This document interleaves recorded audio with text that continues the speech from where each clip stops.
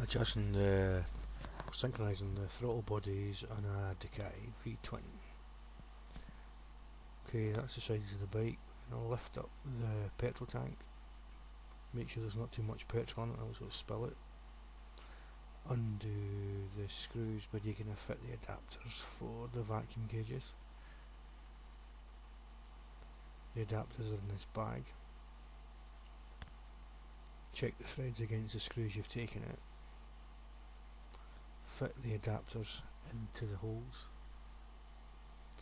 Use the correct size screwdriver so you don't damage them. You can see the 10cm section goes to the engine before the big glass tube, and it's a carb tune 2 device I'm using.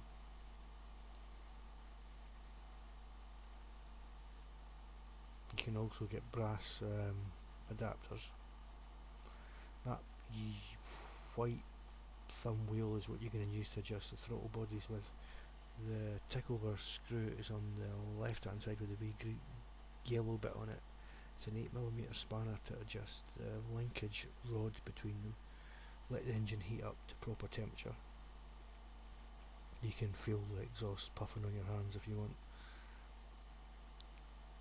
to keep you amused. The throttle bodies aren't that far out. You can fiddle with the tickover if you want, but once you've got up to a decent temperature, then elevate the RPM and hold it at about 4,000. Then you can adjust the adjuster screw, but only a wee bit at a time, and then you can snap the throttle open and close a wee bit, not too much, until everything's nice and the same for both cylinders. Then you need to tighten up the lock nut, and then you need to recheck everything. Turn the engine off, fiddle a bit with it, flip the throttle, start it back up, recheck it.